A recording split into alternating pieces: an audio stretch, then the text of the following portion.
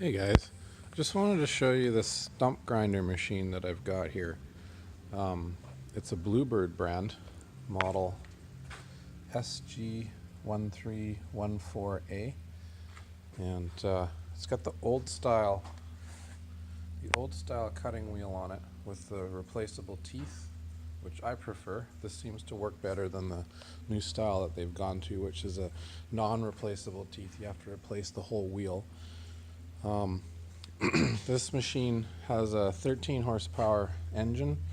Originally this had a Honda 13 horsepower engine on it, but at some point it died, so someone's replaced it with a cheaper knockoff Honda engine, I believe from Princess Auto, a Power Fist engine similar to Harbor Freight.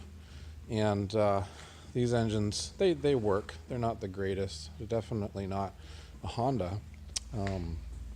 But anyways, this thing's been working pretty good for the last season, and I guess on the weekend the throttle cable gave them some trouble.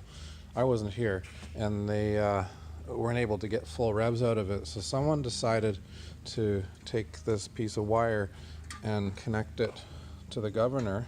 You can see right there, and I would assume they tied this wire off at full throttle so they could continue using the machine, and I would assume that they over revved it because one of the users said he was just running it and it just kind of sputtered out and died. And I had gone in and checked the oil today, and when I opened it, the oil was very metallic. There's a lot of shiny silver in it, so I assume this engine's toast. I've just pulled out the spark plug. You can see it there, and I've got this handy dandy compression tester, so I'm going to set this up, do a quick compression test, and that'll tell us if the engine's making compression or not, and it'll give us a pretty good idea if it's dead, or if perhaps something happened with the valves. I'm not too sure. It could be carburetor, but based on what I saw come out of the oil, I think it's ground up inside. So I'm going to set up the compression tester here and show you how that works real quick. Alright guys, so what I've gone and done is threaded this hose into the spark plug hole. You can see it down there. These kits come with a few different adapters for different size spark plugs. Just make sure you use the shortest adapter possible that fits, because if you use a longer adapter than the spark plug, you might end up hitting that adapter with the piston when you pull on the cord, and you can do some damage. So make sure you use the shortest one in the kit, and then this compression gauge snaps on. So basically what this does is it measures how much pressure the engine makes when the valves close and the piston comes up. Generally on a 4-stroke engine, you would expect somewhere between 80 and about 100 psi roughly, I guess depending on the engine, but in my experience sometimes as low as 50. They'll run, but not very well. When you get into the 2-stroke stuff, you're usually going to be around 100, 120, I mean all the way up to 200 depending on the engine. So somewhere in this range here is what we're hoping to see. So what you do is you open the throttle so you get the maximum amount of air flowing into the engine, and then you basically pull on the pull cord 5 or 6 times until this needle stops climbing. So I'm going to try and do this without turning off the camera. I don't know if it's going to work. I'm just going to give this a few pulls.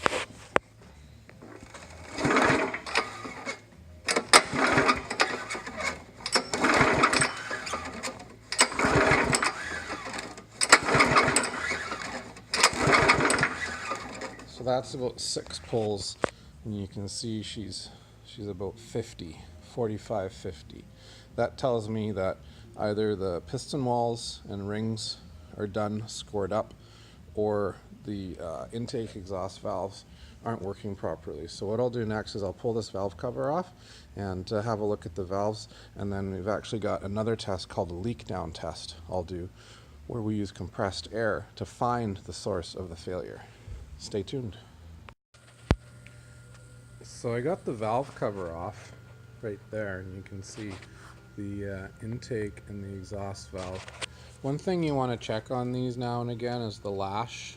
There's play. I don't know if you probably can't see that on the video, but there's supposed to be a little bit of a gap between the arm and the top of the valve. You have to measure it out. It's usually 0.005, 0.006, 0.007, somewhere around there. So use a feeler gauge, and then you adjust the clamp nut here for a very tiny little gap. That way when the oil gets in between there and the stuff heats up, it expands. It makes it, the right amount of contact.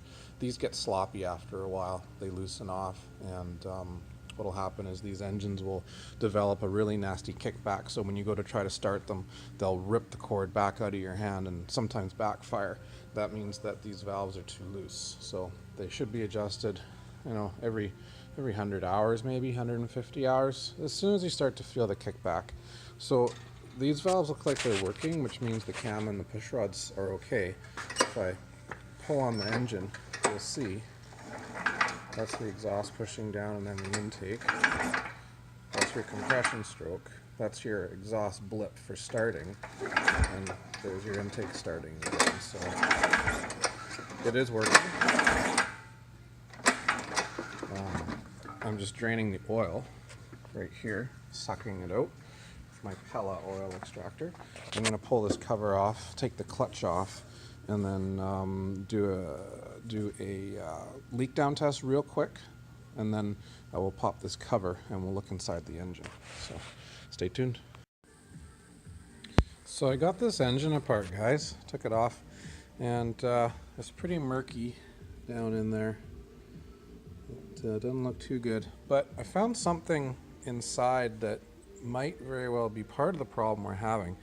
Is on this piston, you'll see that there's two rings, two compression rings, 1, 2, and then an oil ring. And you'll notice that the gap on the two compression rings is in the exact same spot right there, which doesn't really work properly because your compression blows right through those two gaps. Those should be opposite each other. So this gap should be spun all the way around to the other side, and this gap should be 180 degrees out from it. If you look at the edge of the oil ring, you can see the gap right there is on the top ring is on one side, and then you've got the oil wicking ring in the middle. And if you flip this over and look on the other side, you see that there's the other gap on the lower ring. So they're approximately 180 degrees apart, but these two were dead in line with each other, or almost dead in line with each other. So what I'm going to do is realign these rings so that the one gap is at the top and the other gap is down here at the bottom. I'm going to put this back together, and I'll leave it open, but I'm going to put the flywheel back on. I had to take the flywheel off right there, and put the recoil back on, and do another compression test with it sitting just here on the bench, and see if we get a higher number than what we were getting when it was on the machine over here. Just reassembly here. I wanted to show you how to set the cam timing, the mechanical cam timing up. So you'll put your crankshaft in, and you'll torque down your rod cap and your rod bolts to torque spec, and then what you need to do is slip your exhaust and your intake push rods, and I'm not sure the technical term, I call them the tappets, but I know that those are the tappets. Anyways, these lifters, I guess, up through these two spots here, and then this is your camshaft, and you'll notice that it has a dot on it right there. So when you go to install this, you need to make sure that the dot on the crankshaft matches up with the dot on the cam. Same goes for the balancer on this unit. There's a balancer shaft, and if you look closely around the edge right there, there's a dot. You also need to make sure that that dot lines up with the dot right there. So there's two dots and they have to both line up. So I'm going to throw that together and then I'm going to do a quick compression test. We'll see if this rearranging of the rings has changed anything. So you'll see right there you've got, the dot there and the dot there lined up. So as you turn this, they come together. And the same thing over on this side. So you've got your dot there, and then on this gear you'll see there's a dot right there.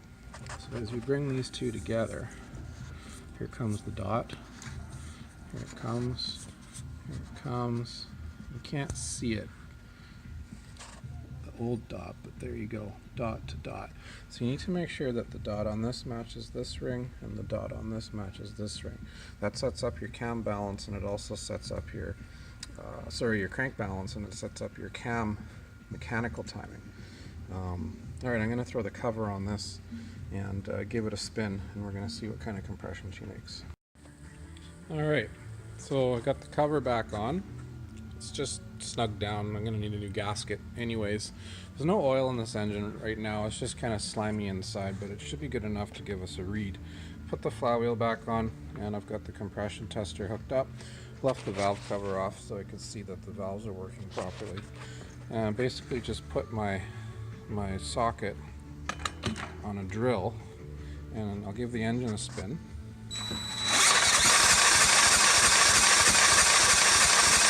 And same thing, she's even worse than before. So this engine is toast. I'm going to go price out a new one. Thanks for watching.